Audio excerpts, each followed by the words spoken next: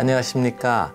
EBS 시청자 여러분, 저는 카이스트 김정호 교수입니다. 저 자신은 카이스트에서 약 20년 이상 반도체와 인공지능 분야를 연구하고 있습니다. 이런 분야에 대해서 연말을 맞아 여러분들께 재미있고 유익하게 소개하고자 합니다.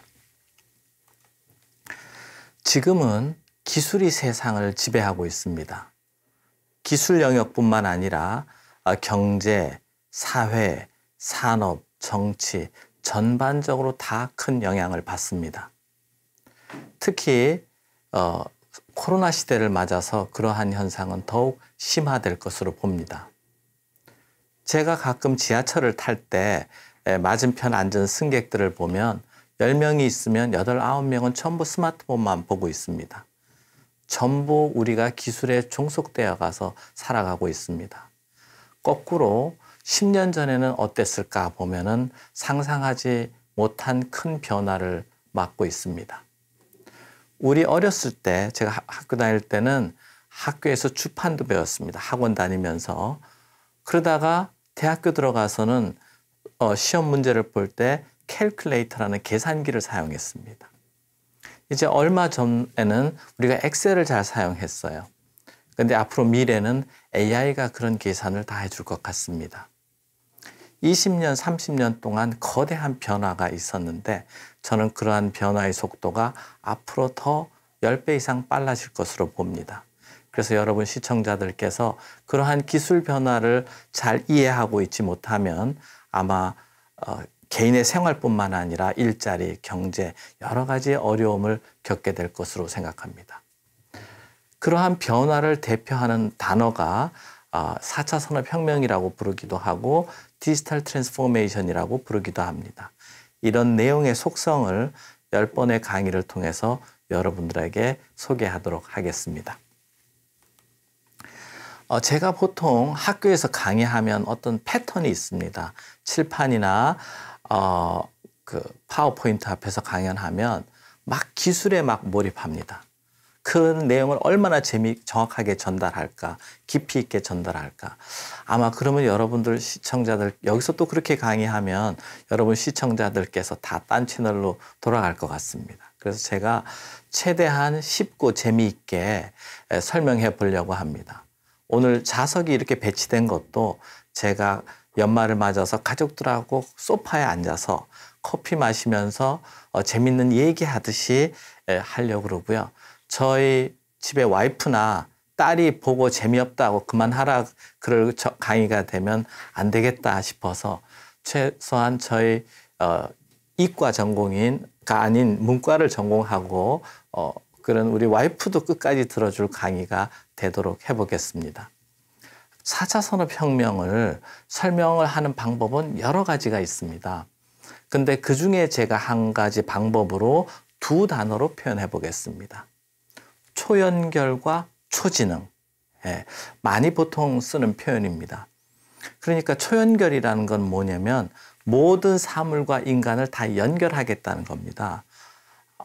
그러려면 이제 우리가 전화도 써야 되고 와이파이도 써야 되고 5G도 써야 되고 이렇게 되는데 그럼 뭐 어디다가 그걸 쓰려고 다 연결하느냐가 보면 인간과 사물에서 발생하는 모든 데이터를 걷어내겠다는 겁니다.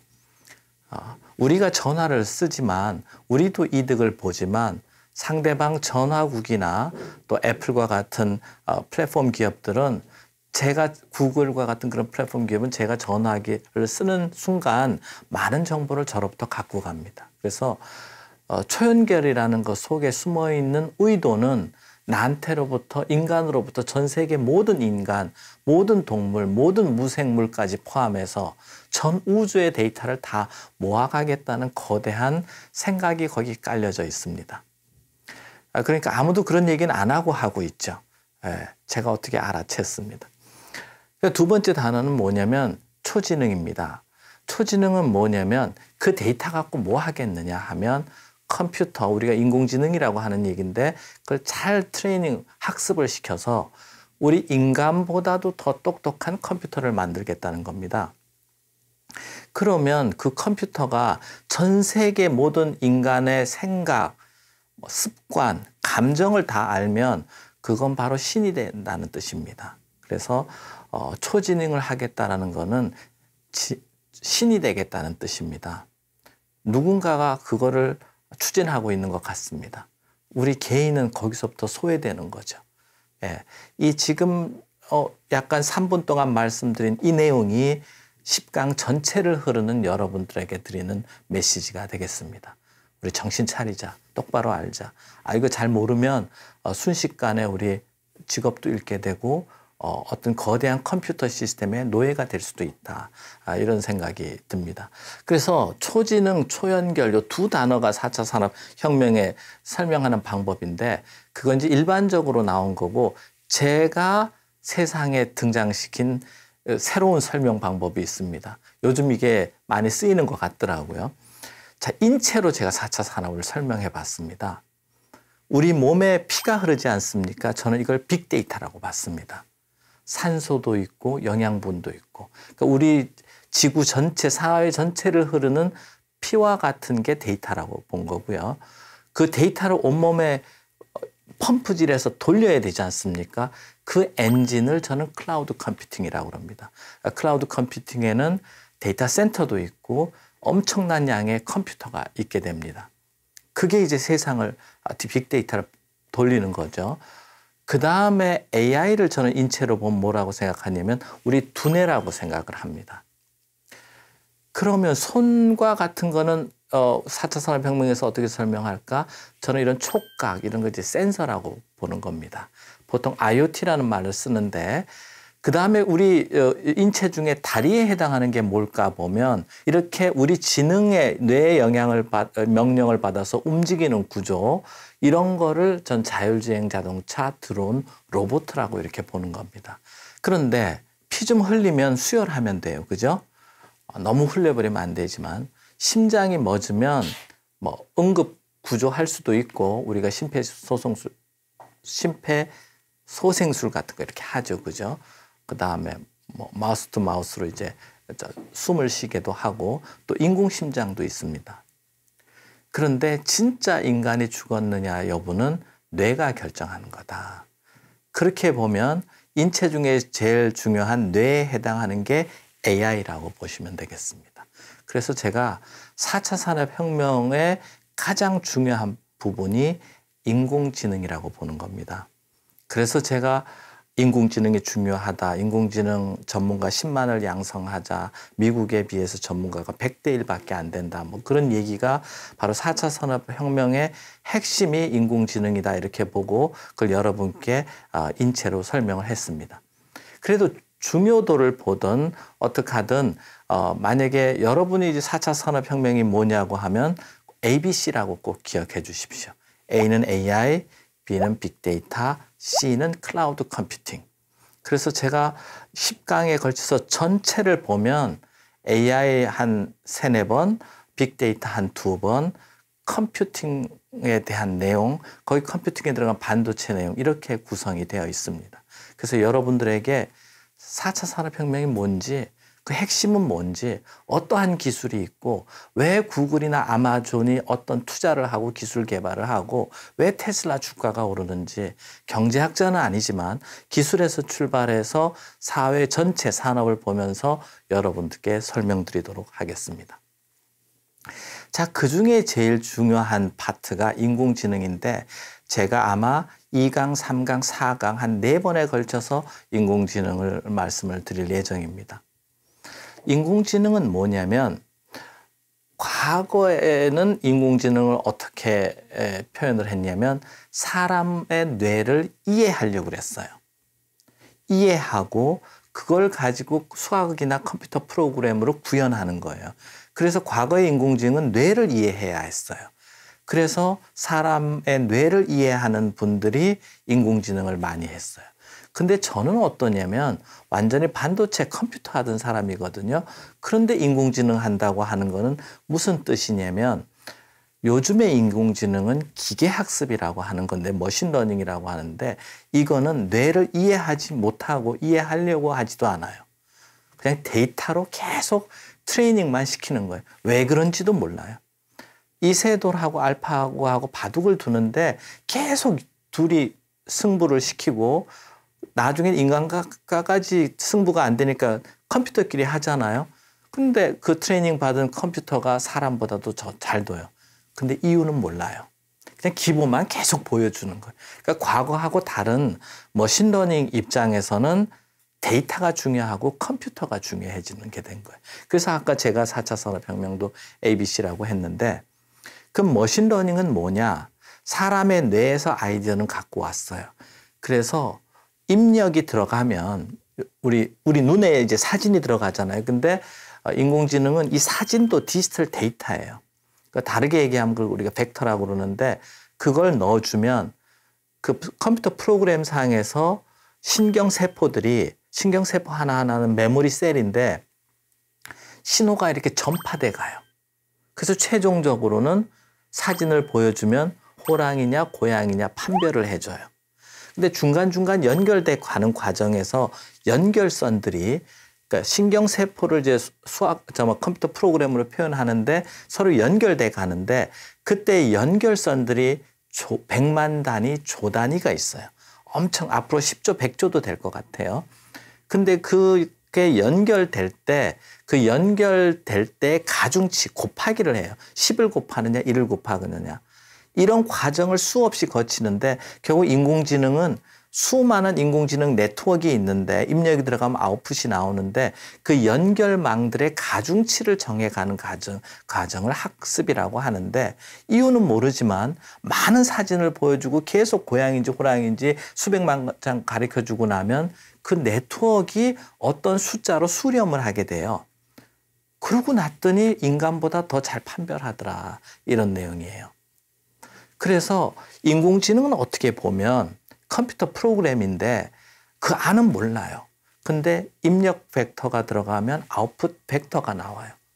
그 입력이 사진도 디지털 데이터인데 디지털 데이터가 들어가면 디지털 데이터가 나오는 거예요.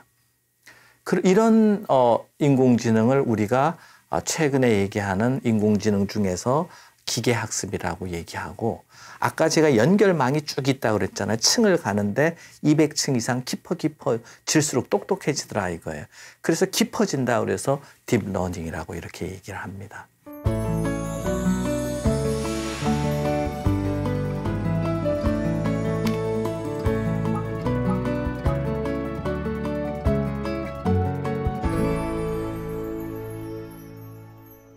자, 그럼 인공지능의 원리를 어떻게 설명할까 제가 하다가 이 얘기면 이해를 할까 하고 했던 게 파블로프 강아지 실험이라고 그래야 되나요? 그 실험이 있습니다. 맛있는 음식을 계속 주면은 아마 강아지가 침을 흘리고 또 어떤 때는 종을 흘리면 또 맛있는 걸 주고 그러면은 침을 흘리고 하잖아요. 계속 반복이 되면 나중에 종을 울려도 저거 된다는 거 아니에요? 그러니까 이거하고 똑같아요. 거기에 파블로프 강아지에 해당하는 게 컴퓨터고 계속 입력을 주고 리워드, 보상이라고 그래요. 우리가 그 인공지능에서 전문가들 얘기로는 그걸 리워드라고 그러는데 전문 용어로 그걸 보상입니다. 계속 보상이 되다 보니까 강아지가 똑똑해지는 거 아니에요? 훈련할 때 똑같은 방식으로 컴퓨터를 대상으로 훈련을 시켜주고 데이터를 주고 잘했으면 박수 쳐주고 그 박수 쳐주는 게 정답이 잘 맞았다라고 점수를 알려주기도 하고 그러니까 뭐 보상이라는 게 여러 가지 개념이 있을 수 있는 거예요. 그 강아지한테는 최대한의 보상이 맛있는 스틱 주는 걸까요? 아니면 쓰다듬어 주는 걸까요? 컴퓨터는 뭘까요? 그것도 우리가 정하면 돼요, 인간이. 그걸 이제 수학으로 정합니다. 얘가 좋아하는 게 뭘까를 인간이 수학으로 정해서 프로그램을 짜서 또 넣어줘요. 그런 보상 체계가 있습니다. 그래서 이제 인공지능의 수학이 중요하다 뭐 이런 얘기도 있는데요. 그래서 파블로프의 실험과 같은 그런 방식이다. 그런 말씀을 드리고요. 자, 그러면 어떻게 하다가 이렇게 인공지능이 강력하게 됐을까? 이렇게 생각을 했습니다. 근데 이렇게 인공지능이 강력하게 된 게는 세 가지 요소가 있는데요. 그 중에 첫 번째가 빅데이터가 있었다는 겁니다. 그러면 20년, 30년 전에도 누군가 시도했을 수도 있는데 안 되고 지금 와서 갑자기 뜬 거는 최근 10년 동안 이 머신러닝이라고 하는 제가 말하는 인공지능이 뜬 거는 1번 타자로는 빅데이터가 있었다는 겁니다. 그 빅데이터를 만든 1번 주범이 제가 보기엔 인터넷. 우리가 할 수 없이 구글 거 쓰고 뭐 아마존에서 저걸 하고 마이크로소프트 쓰고 구글 스마트폰 쓰고 두 번째는 이제 스마트폰 쓰는 것 같아요. 특히 스마트폰에 카메라가 있지 않습니까?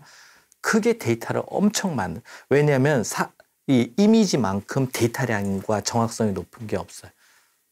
백문이 불여일견이라고. 그래가지고 근데 누구나 찍고 다니잖아요. 근데 우리는 아무 생각 없이 계속 찍어서 어디다 올리죠. 클라우드에 올리거나 뭐 어디에 올리거나 열심히 저희는 데이터를 생산해줘서 누구한테 주고 있습니다. 계속 누구를 똑똑하게 만드는 거죠. 그 사람이 엄청 똑똑하고 나면 내 자신보다 더 내 자신 같은 사람이 거기 있을 것 같아요. 제가 뭐 사회생활 하면서 잘난 척 많이 하지만 저 와이프한테는 잘난 척 거의 못합니다. 왜냐하면 나보다 나를 너무나 잘 알고 있기 때문에. 근데 컴퓨터가 나에 대한 데이터를 끊임없이 태어나서부터 죽을 때까지 축적하고 갖고 있으면 아마 저희 와이프보다 더 똑똑해지지 않을까. 제가 유튜브 뭐 보고 있는지 와이프가 반쯤은 알고 반쯤은 잘 모르고. 근데 유튜브가 추천해 주는 거 보면 나를 알아요. 여러분도 그런 경험이 있으실지 모르지만 그래서 빅데이터다. 빅데이터. 근데 요즘 코로나가 시대가 되면서 온라인 비대면 시대로 바뀌었잖아요. 웬걸 더 데이터가 많아지는 거예요. 데이터가 이렇게 찍는 순간에도 생기고요. 전송을 해야 되잖아요. 거기도 생기고 수신하는 데이터가 한번 생기면 한 10배는 곱해진다고 생각해요.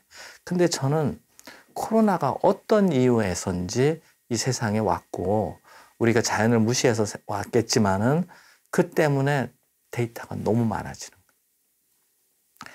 두 번째는 딥러닝이라는 알고리즘인데 아까 말씀드린 것처럼 블랙박스 같은 알고리즘이에요.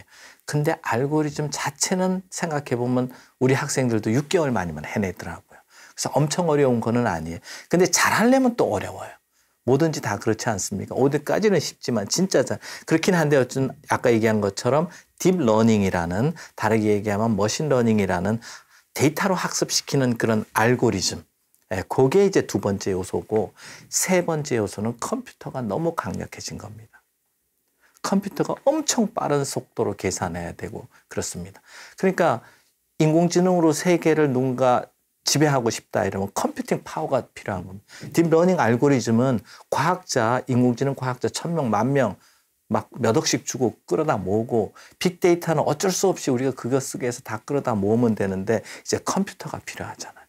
그러니까 수만 대, 수천만 대의 컴퓨터를 모아두는 집적을 하는 인테그레이트 된 컴퓨팅 시스템이 필요한 거예요. 거기 데이터도 많이 둬야 되고 그걸 우리가 데이터 센터라고 얘기를 하는 거예요.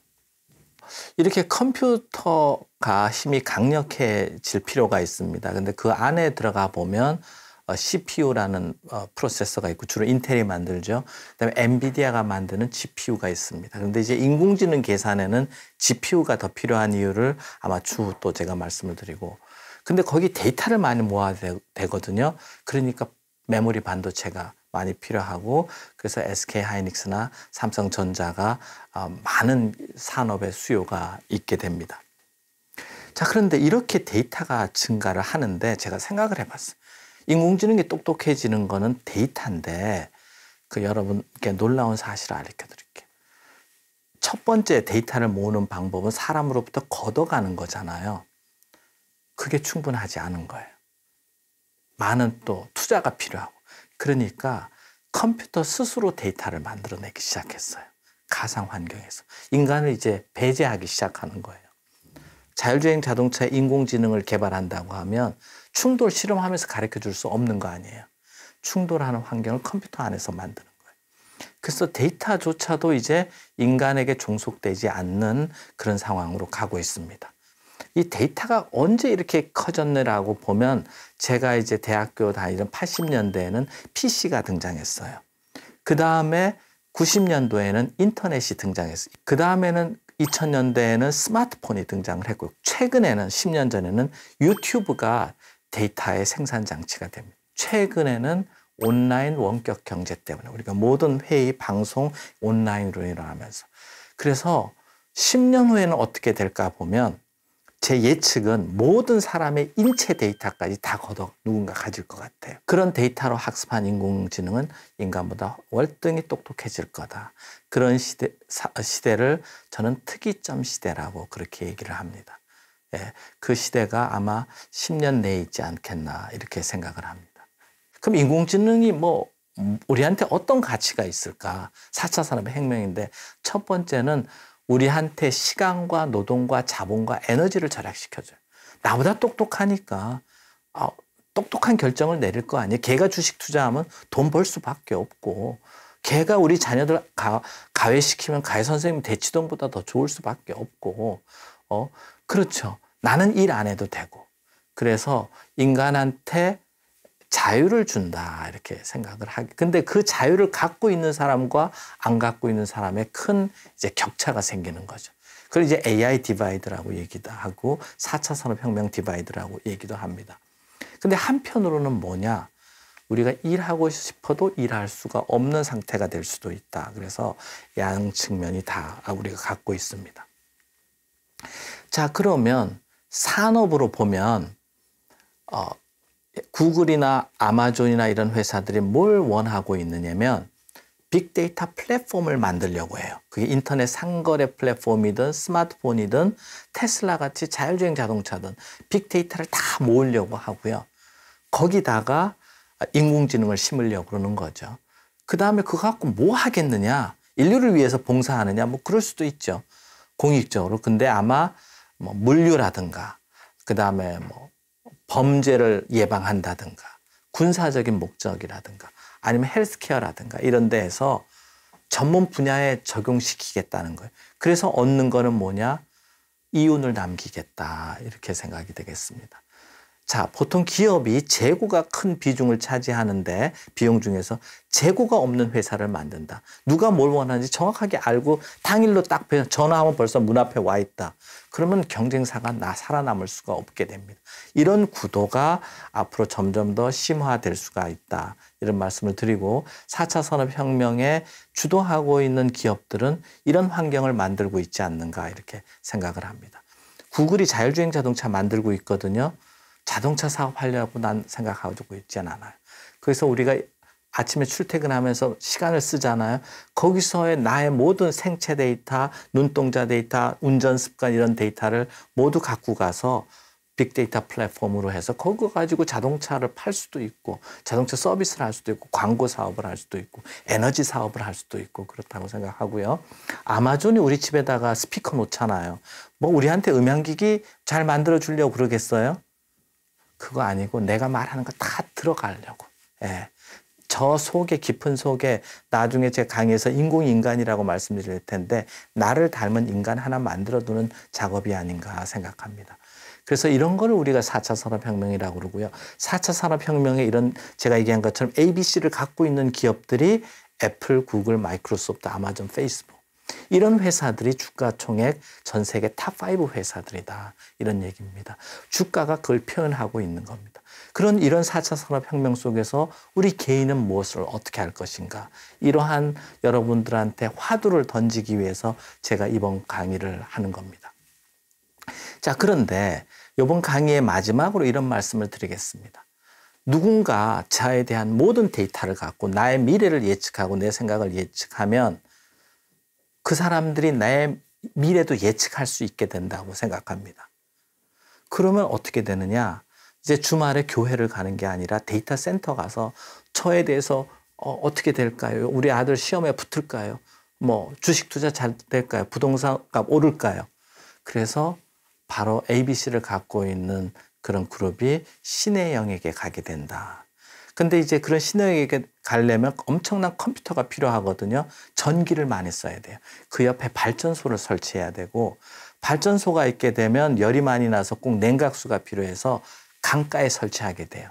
그래서 주말에 교회나 절을 가는 게 아니라 강가 가서 데이터 센터에 가야 되고 헌금 내는 대신에 일주일간 자기가 만든 모든 데이터를 드리고 이런 시대가 오지 않겠느냐.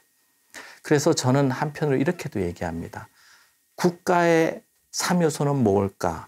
저는 ABC다. AI, 빅데이터, 클라우드 컴퓨팅이다. 땅이 있어도 내 언어가 없어도 누군가 모든 데이터를 가지고 나를 이렇게 조절하거나 지배하게 되면 내가 살아있는 것인가. 그래서 앞으로 여러분들도 꼭 그런 관점에서 한번 미래를 봐주시고 계획해 주시기 바랍니다. 이처럼 1강을 마치고요. 이러한 자세한 얘기는 계속 2강부터 10강까지 쭉 풀어서 말씀드리겠습니다. 1강 경청해 주셔서 대단히 감사합니다.